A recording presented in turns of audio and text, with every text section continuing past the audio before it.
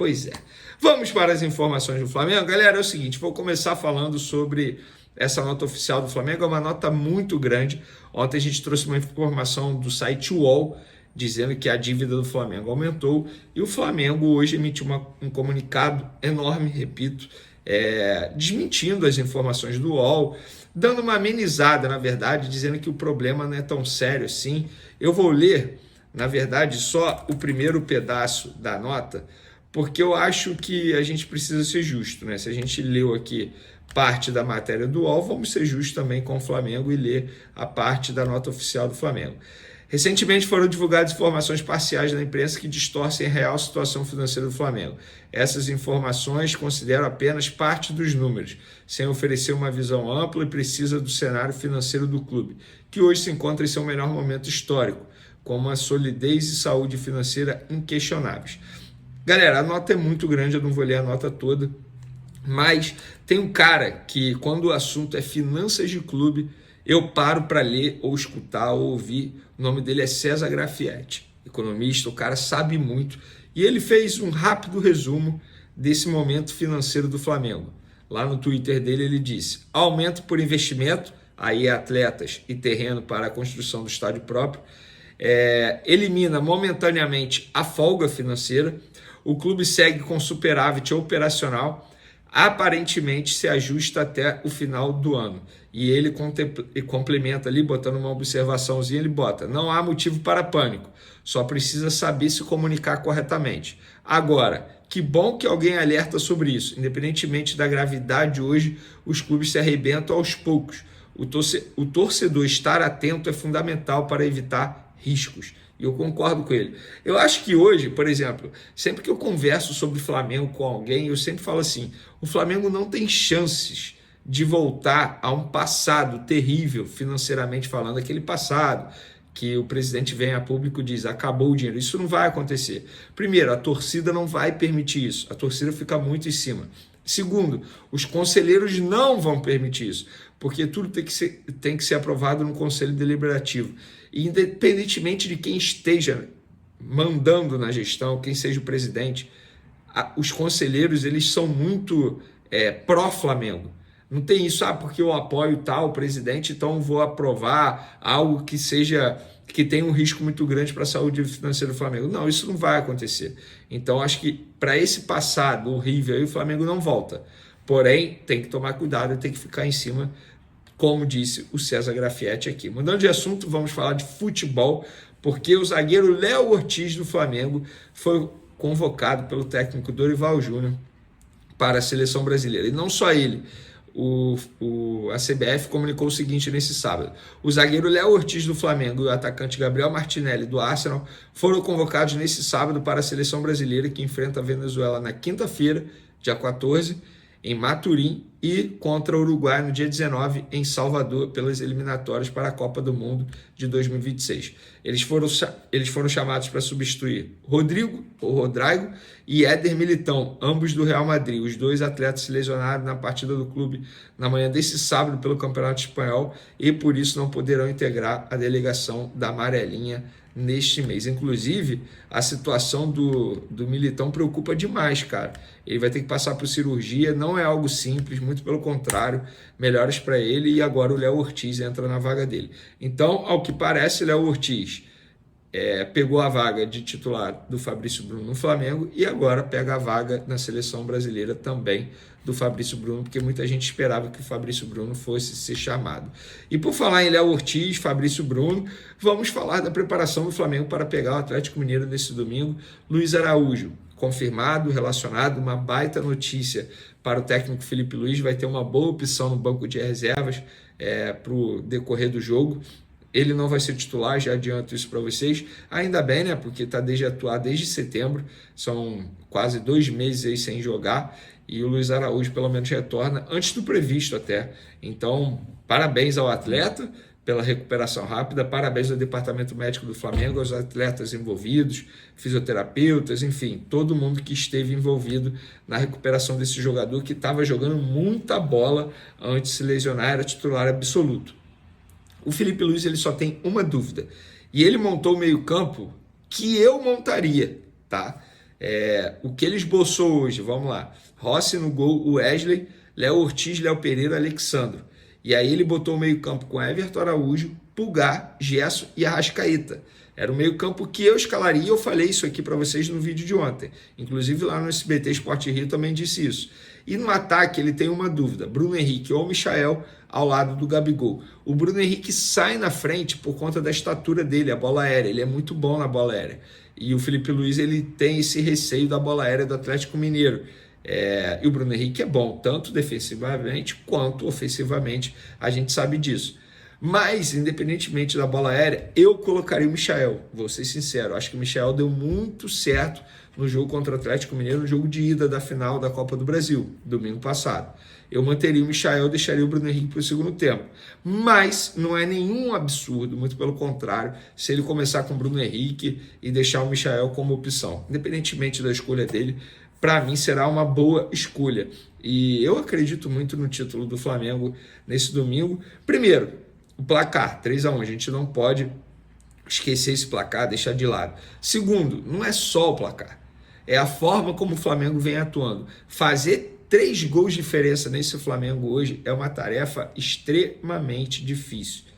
É impossível? Não, mas é muito difícil mesmo. Por isso que eu falo, para mim o Flamengo é o grande favorito para ser o campeão da Copa do Brasil, mesmo jogando fora de casa. Inclusive já fiz a minha fezinha, a minha bet lá na KTO, que eu dei a indicação para vocês. Resta saber qual será o placar. Eu acho até que o Flamengo nem deve tomar gol nesse jogo, pelo menos é a minha opinião, tá? Eu quero saber a opinião de vocês, o que vocês fariam? Bruno Henrique ou Michael no ataque? Gostaram desse provável time do Flamengo? Quero a opinião de vocês, mas também quero que todos vocês aí se inscrevam no canal, solte o dedo no like, ativa a notificação, compartilhe o vídeo com os amigos, com as amigas, porque assim o canal Vini Casagrande vai crescer cada vez mais. Eu conto com a colaboração de vocês. Qualquer ajuda será super bem-vinda. Nesse momento, o Botafogo está jogando contra o Cuiabá, 46 do segundo tempo, 0-0, e ontem o Palmeiras venceu o Grêmio, ou seja, o Palmeiras vai se aproximando do Botafogo novamente, e foi um massacre do Palmeiras em cima do Grêmio. Que partida vergonhosa do técnico Renato Gaúcho comandando o Grêmio.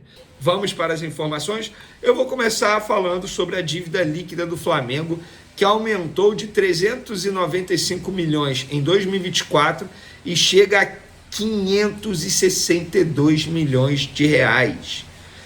Pois é, segundo a matéria do UOL, no fim de 2023 esse valor era de 167 milhões de reais, após o rubro-negro reduzir em quase 90% sua dívida histórica. O aumento se deu por conta de reforços, da compra do terreno para a construção do estádio e do baixo valor arrecadado com venda de atletas. Considerando as receitas do Fla, essa dívida líquida, total do passivo menos dinheiro a receber, não significa uma crise financeira, já que o valor representa 0,4% da arrecadação anual de 2023.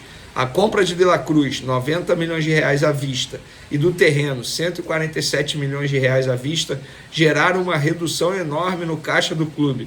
No fim de setembro deste ano, o Flamengo tinha apenas 23 milhões e 900 mil reais em caixa livre. No fim de 2023, esse valor era de 234 milhões de reais.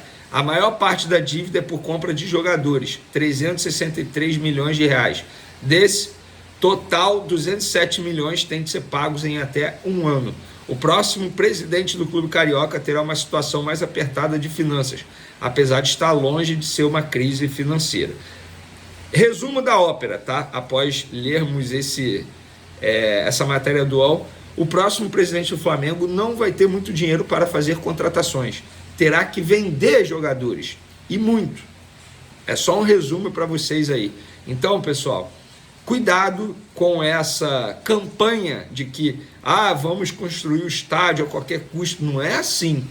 Eu sou a favor do estádio próprio, desde que isso não ponha em risco a saúde financeira do Clube de Regatas do Flamengo. Dando continuidade, segundo o jornal Globo, o Cruzeiro desponta como favorito para ter Gabigol em 2025. Com o afastamento do Palmeiras, a Raposa é a melhor opção financeira para o atacante, que em Belo Horizonte poderia ter o contrato longo que deseja. Pedro Lourenço, dono da SAF do Cruzeiro, não descarta uma investida por Gabigol. As tratativas prometem evoluir em dezembro após as finais da Copa do Brasil e Sul-Americana. O Santos também promete retomar as conversas, mas esbarra na questão financeira. Gabigol quer ficar no Flamengo e no Rio de Janeiro, mas com um contrato de 4 a 5 anos, mais luvas. O Flamengo, por sua vez, oferece 1 ano, mais aumento salarial de 50%. Hoje, o desejo de Gabigol é seguir no Flamengo, mas com esse contrato longo aí de 4 a 5 anos. Lembrando que o Flamengo propôs uma renovação para ele de 1 ano, 50% de aumento, e até o momento ele não disse nem que sim, nem que não. Mas quando ele não diz sim, ele está dizendo não, né? É só se ele mudar de opinião, aceitar essa renovação de contrato e ficar no Flamengo. Eu já acho que já é uma baita renovação para um jogador que vem jogando pouquíssimo nos últimos meses e até nos últimos 2 anos. Fez 2 gols recentemente numa final, mas é muito pouco para você dar uma valorização de 50% para o jogador. Eu quero a opinião de vocês podem comentar à vontade. Se for para o Gabigol sair, vocês preferem ver o Gabigol aonde? No Cruzeiro? No Santos? No Corinthians? Fora do Brasil? Pode comentar à vontade aí. Vamos lá, pessoal. A arbitragem para a final da Copa do Brasil no domingo, lá na Arena MRV, Atlético Mineiro e Flamengo, está definida. O dono do apito vai ser Rafael Claus. Ele será auxiliado por Neuza Inês Bach e Danilo Ricardo Simon. O VAR será Daiane Muniz. A curiosidade é que todos esses profissionais são de São Paulo, o que não agradou a diretoria do Flamengo. Isso é verdade. Não faz sentido você botar todo mundo de São Paulo assim, né, cara? Ah, vai botar de onde? Do Rio? Não. Vai botar de Minas Gerais? Não. Mas eu acho que daria para mesclar, né? Não botar todo mundo de São Paulo. Pelo menos é a minha opinião. Eu acho que a CBF poderia evitar a fadiga. A gente sabe que recentemente o Flamengo reclamou de arbitragem, todos os clubes reclamam de arbitragem. Quem não chora não mama, né? É o que parece. Porque quem mais chora pode ser, entre aspas, beneficiado nesses erros de arbitragem que chamam a atenção nesse ano. A arbitragem brasileira sempre foi horrível, nunca teve critério, mas em 2024, vou te falar, passaram de todos os limites. Falando de campo e bola agora, boas notícias, quer dizer, boa notícia para o técnico Felipe Luiz. São 2 notícias, uma boa e outra não é boa. Vamos lá, vou começar pela boa, eu gosto de começar sempre com a boa notícia. Luiz Araújo treinou novamente com os demais jogadores e será relacionado para pegar o Atlético Mineiro no domingo. Eu vou até ver aqui a última partida do Luiz Araújo com a camisa do Flamengo. Ele passou por um procedimento no joelho, ele teve um problema na cartilagem do joelho, ou seja, tá um longo período. A última partida dele foi no dia 15 de setembro, quase 2 meses, né? Fora aí.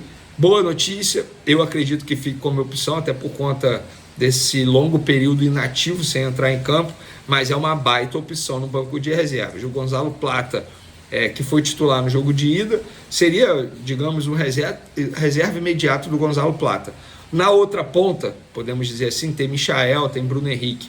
Agora, a outra notícia que não é boa para o técnico Felipe Luiz, De La Cruz ficou apenas na academia e não deve ser relacionado para pegar o Atlético Mineiro nesse domingo. De La Cruz se recupera de uma lesão muscular. No campo, Felipe Luiz não esboçou o provável time dele. Eu vou dizer como eu montaria, tá? Eu, Vene Casagrande, vamos lá. Rossi, Wesley, Fabrício Bruno, Léo Ortiz e Alexandro. Meu meio de campo seria Everton Araújo, Pulgar, Gerson, Arrascaeta. E minha dupla de ataque, Michael e Gabigol. Esse seria o meu time e eu vou justificar por quê. No jogo de ida, ele botou o Gerson jogando como segundo volante. Não que o Gerson tenha jogado mal, mas eu acho que o Gerson não rendeu tanto quanto ele rende quando ele atua como meia direita ali, aberto e flutuando pelo meio. Eu acho que assim ele pode render mais. E você tendo 2 volantes que estão vivendo uma boa fase, Everton Araújo e Pulgar, daria uma certa precaução no setor defensivo, uma certa defesa para poder você preencher o meio de campo e com isso ter mais a posse de bola. O Flamengo é só não levar gol. Se não levar gol, pronto, é campeão da Copa do Brasil. Eu faria desse jeito. E no ataque, embora o Bruno Henrique tenha feito uma boa partida, contra o Cruzeiro no meio da semana, mas o Michael foi muito bem diante do Atlético Mineiro. Eu manteria o Michael no time titular. Eu quero saber de vocês, como é que vocês escalariam o time titular para pegar o Galo no domingo, jogo 4 horas da tarde, jogo importantíssimo, é o jogo mais importante do Flamengo no ano. Quero a sua opinião. Também não deixe de se inscrever no canal, ativa a notificação, solta o dedo no like. O Flamengo está a um passo de fazer história sob o comando de um de seus maiores ídolos, agora em nova posição. Felipe Luiz, lateral que se transformou em técnico do rubro-negro, pode levantar sua primeira taça à frente do clube logo no início da carreira como treinador. Com uma vitória sobre o Atlético Mineiro no domingo, Felipe se tornará o técnico mais rápido do século a conquistar um título pelo Flamengo, precisando de apenas 9 jogos para alcançar esse feito, superando Ney Franco, que conquistou a Copa do Brasil em 2006 em sua 12ª partida. A trajetória de Felipe Luiz é marcada pela ousadia tática e pela habilidade de liderança dentro e fora de campo. Em sua primeira final da Copa do Brasil, ele surpreendeu ao escalar o time num 4-3-3 ofensivo, que anulou o Galo e garantiu um triunfo sólido de 3-1. A proposta tática de Felipe destacou a agressividade e domínio do Flamengo, que praticamente não permitiu espaços ao Atlético Mineiro, além de mostrar um time que, embora voltado ao ataque, manteve-se seguro defensivamente. Agora, com a vantagem adquirida e o apoio da nação rubro-negra, o técnico e o elenco se preparam para buscar o tão sonhado pentacampeonato.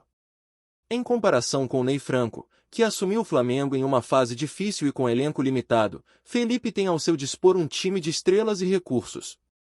Ney precisou de improvisação, usou um inédito 3-6-1 e treinou em segredo no Ninho do Urubu, apostando no talento de jogadores como Léo Moura e Juan para criar uma formação surpreendente que desconcertou o Vasco.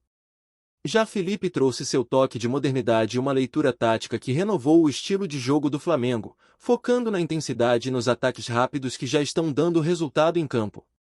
Ao longo do século, o Flamengo se destacou por promover mudanças estratégicas que resultaram em títulos históricos, e Felipe Luiz é a nova esperança de uma era de ouro para o clube. Suas decisões táticas, somadas à experiência de anos no campo como jogador, posicionam-no como um possível comandante duradouro para o rubro-negro. Já nas primeiras partidas, Felipe obteve vitórias importantes no Brasileirão e se manteve firme nas semifinais da Copa do Brasil, garantindo seu lugar na final e colocando o Flamengo na briga pelo título com a confiança da torcida. No último jogo contra o Atlético Mineiro, Felipe mostrou que não está para brincadeira, o esquema ofensivo impôs o ritmo desde o início, e o Flamengo controlou a partida, abrindo vantagem que coloca a equipe em uma posição privilegiada para a conquista. O jogo decisivo promete ser um evento épico, com Felipe Luiz e o elenco motivados a trazer mais um troféu para o Mengão. Se o Flamengo mantiver o mesmo nível de atuação, Felipe Luiz estará a um passo de cravar seu nome não só como ídolo, mas também como uma das grandes mentes do clube no século XXI.